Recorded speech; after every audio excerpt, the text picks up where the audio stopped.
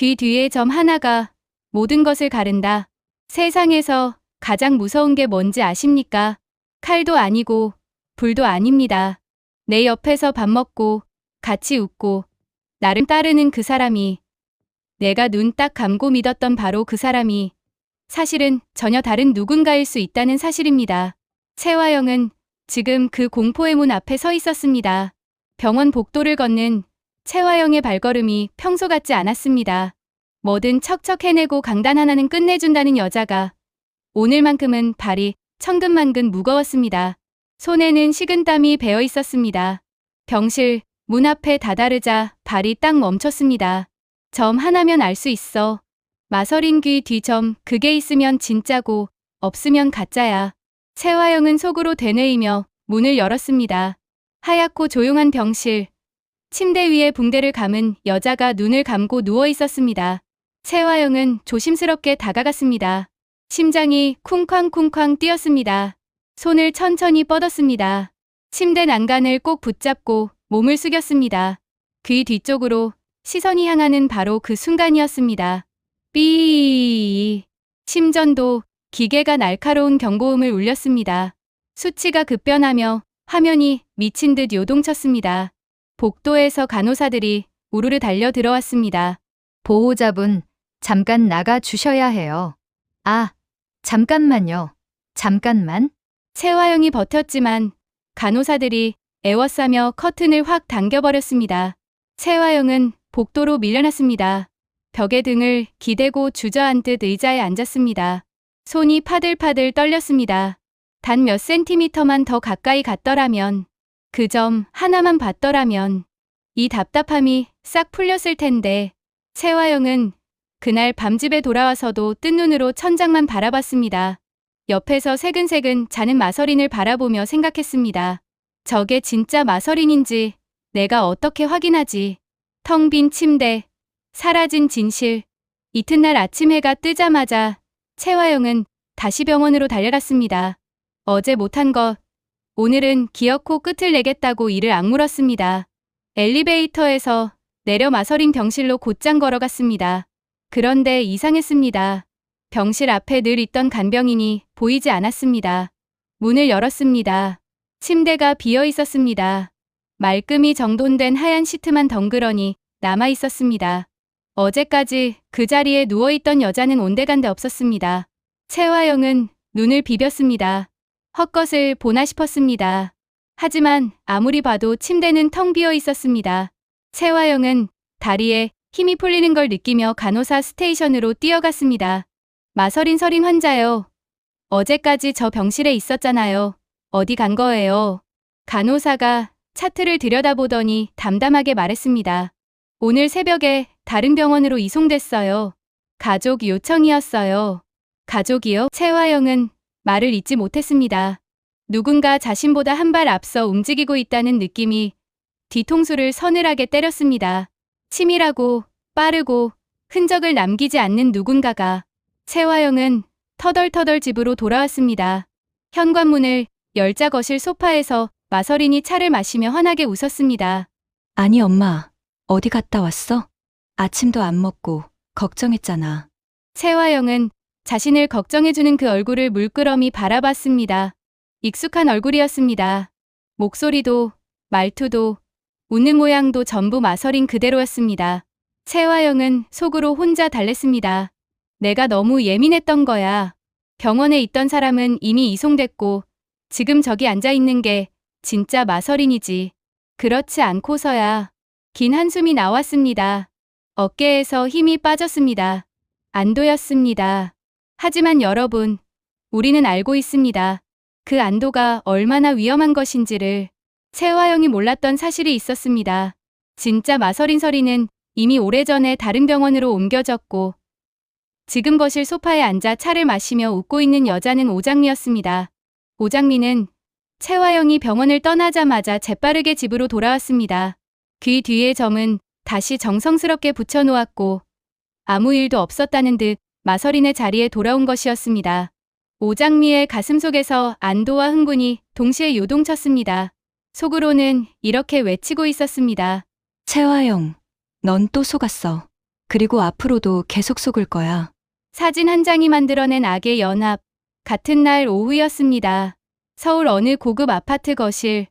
테이블 위로 두툼한 봉투 하나가 소리 없이 내려앉았습니다. 봉투를 내려놓은 사람은 염산월이었습니다.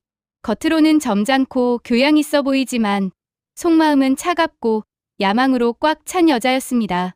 그 맞은편에는 진홍주의 어머니가 앉아 있었습니다. 마찬가지로 조용하지만 눈빛만큼은 날이 시퍼렇게 서 있었습니다. 이거 하나면 채화영은 끝이야. 염산월이 낮고 확신에 찬 목소리로 말했습니다. 진홍주 어머니가 봉투를 들어 안을 슬쩍 확인했습니다. 채화영과 강남봉이 함께 찍힌 사진이었습니다. 단 한 장이었지만 두 사람을 엮어버리기에 충분한 장면이 담겨 있었습니다. 우리 홍주 자리 만들려면 저 여자부터 치워야죠. 세상에, 저런 여자가 그 자리에 있으면 되겠어요? 진홍주 어머니의 목소리에는 도끼가 실려 있었습니다. 딸을 위한다는 명목이었지만 그 안에는 오랫동안 쌓인 질투와 욕심이 녹아 있었습니다. 강남봉한테 먼저 보내. 남자부터 흔들어야 여자가 무너지는 법이니까. 이미 보냈어요. 두 여자가 눈을 마주쳤습니다. 그리고 천천히 음흉하게 웃음 지었습니다. 오래 알고 지냈지만 이렇게 한편이 된 건 처음이었습니다. 그 방 안에 흐르는 공기는 달콤한 향수 냄새였지만 실제로는 독이 가득했습니다.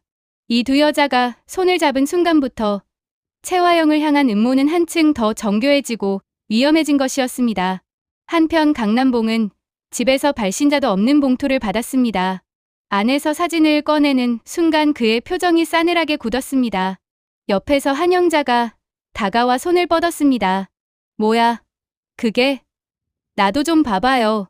업무, 서류야. 별거 아니야. 강남봉은 사진을 재빠르게 접어 주머니에 찔러 넣었습니다. 한영자는 석연찮은 표정을 지었지만 강남봉은 이미 서재로 들어가 문을 닫았습니다. 사진을 다시 꺼내 들고 오래 바라봤습니다. 오랜 세상 풍파를 겪어온 그가 단번에 눈치챘습니다. 각도가 어색하고 빛의 방향이 맞지 않았습니다. 누군가 의도적으로 만들어낸 사진이었습니다. 이걸 누가 보냈지? 강남봉의 눈빛이 날카롭게 빛났습니다. 이건 시작일 뿐이라는 걸 그의 오랜 촉이 속삭이고 있었습니다. 수사라는 이름의 연애. 저녁 무렵이었습니다. 한영자는 아들 강백호를 붙잡고 진홍주를 불러 저녁 자리를 만들었습니다. 아들 장가 보내겠다는 어미의 속셈이었지요. 강백호는 어머니를 먼저 보냈습니다. 식당에 둘만 남겨졌습니다.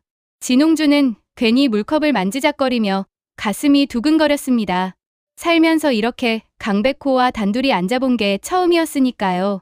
오늘 우리 둘이 따로 보는 거 처음이죠? 진홍주가 조심스럽게 말했습니다.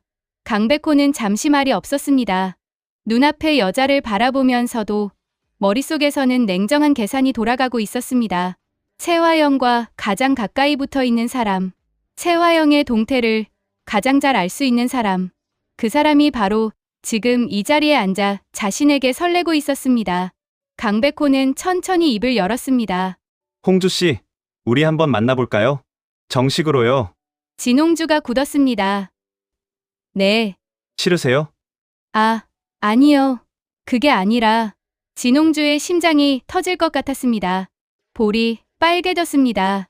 이게 꿈인가 생시인가 싶었습니다.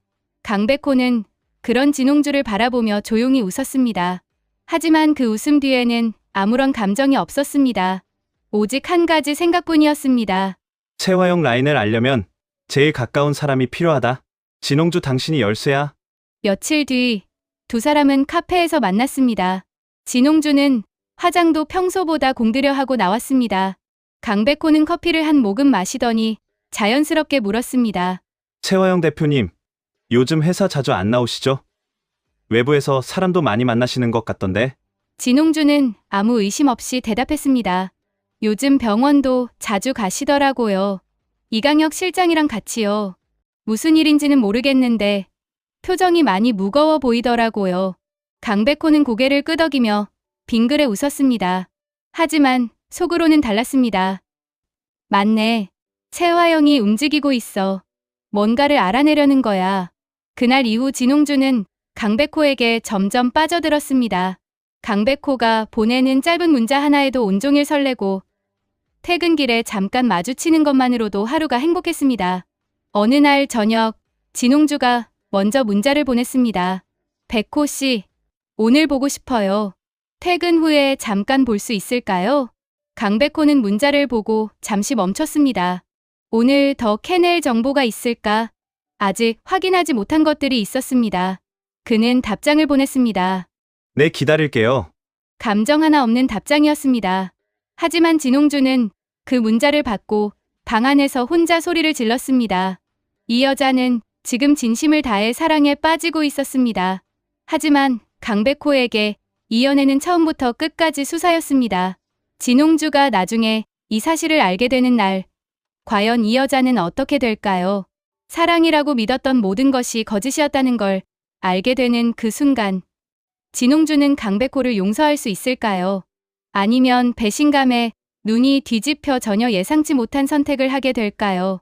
조여드는 올감이 지금 이 순간 채화영은 안도하고 있습니다.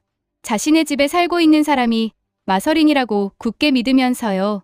하지만 그 집 안에는 오장미가 숨을 죽이며 때를 기다리고 있습니다. 강남봉은 사진 한 장을 손에 쥔 채 이걸 보낸 사람이 누구인지 추적하고 있습니다.